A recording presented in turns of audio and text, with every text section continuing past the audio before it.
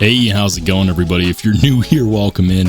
And if you've been here before, welcome back. I'm Rollshambo, the connoisseur and collector of all things sharp and shiny. And boy, is what I have in my hands today shiny.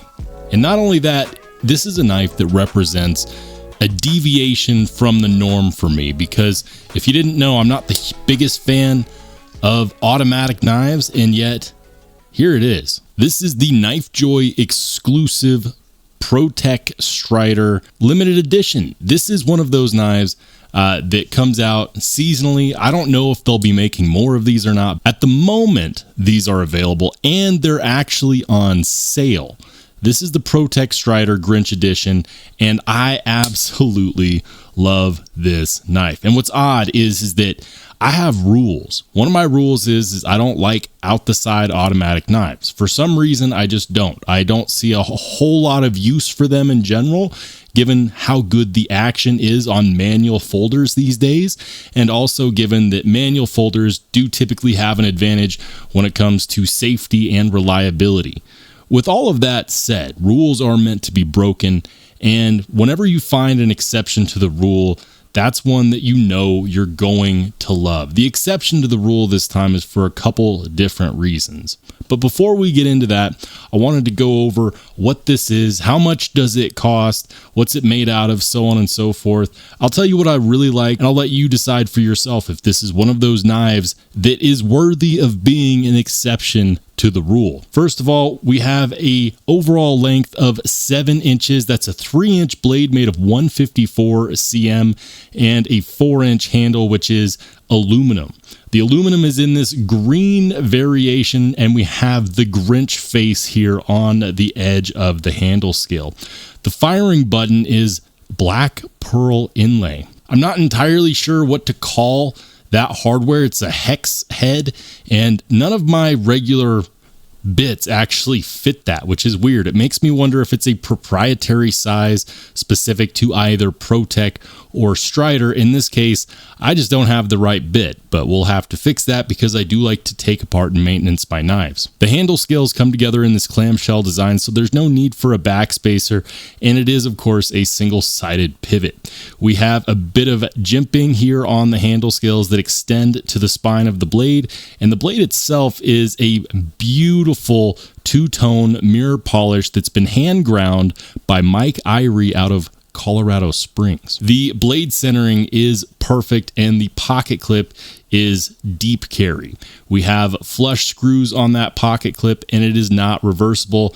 Apologies to you lefties. I do think that they came out with some left-hand variants of this knife though, so I don't necessarily think that that's a big deal. We get to keep the show side clean without any filler tab or without any pocket clip holes. The thing about ProTech is that they're known for having the best out the side automatic action, and this is not technically my first ProTech. I did have an Arcform Slim Foot Auto, and that knife was fun, but it wasn't necessarily my jam, and I ended up selling it.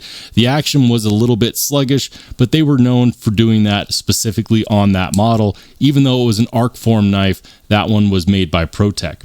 This one is kind of similar in that it's not necessarily fully designed by ProTech. This is a Strider design, and it carries over the design language of a very popular knife, the Strider SNG. However, it is not a Strider SNG. This is the ProTech Strider PT, and it's a smaller automatic knife. What's really cool is that we get the same kind of ergos that you would get out of a Spyderco Para 3, which is to say that it's a small knife that you can get a full 4-finger grip on. A lot of that is due to the way that they ground this blade.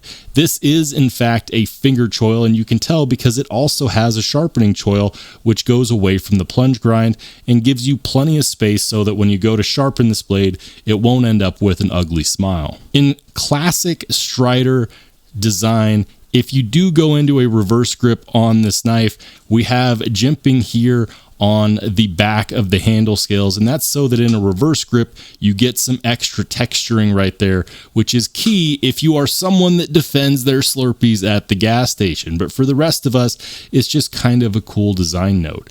I do find myself fawning over this black pearl button inlay. It's extremely classy, and it's not something that we typically see out of your everyday $300 or $400 Chinese knives. This is also a deviation from the norm for collectors and enthusiasts. Without getting too far off topic, I do have to talk about that mirror finish on the blade. It is gorgeous, but it does run the risk of collecting more fingerprints than the latest episode of Law & Order.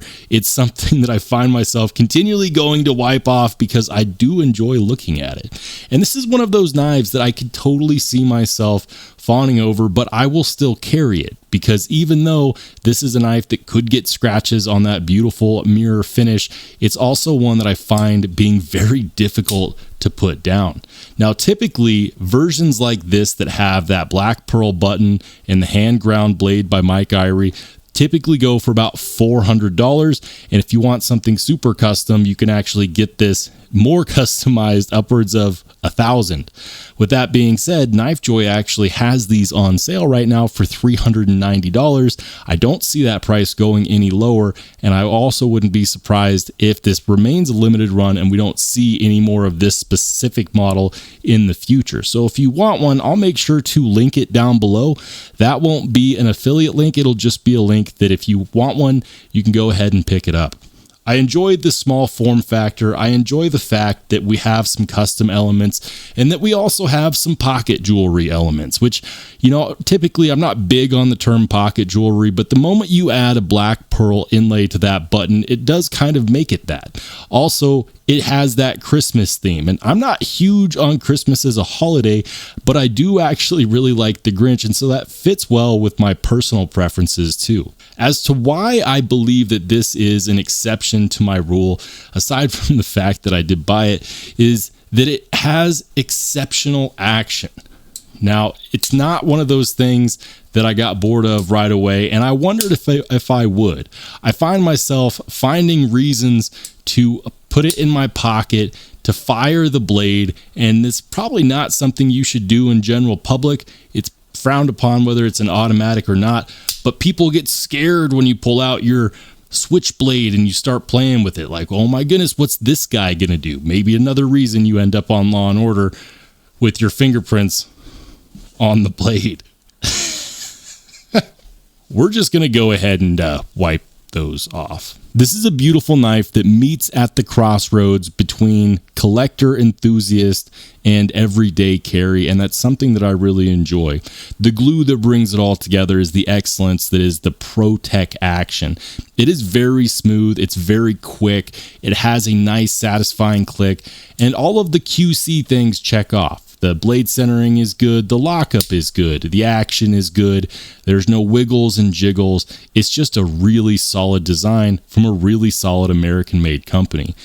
I am focusing on building my American-made knife collection here in 2024, and I could not and would not do it without adding a decent ProTech to the mix. What I like about this is that while there are plenty of ProTech PT Striders out there, there's not many people that have this variant with the mirror two-tone polish, the Grinch logo, and the black pearl button. So for those reasons, this is 100% an exception to the rule, but now I'm curious to see what you have to say. Do you have any knife collecting rules? Have you found any exceptions to those, and what are they?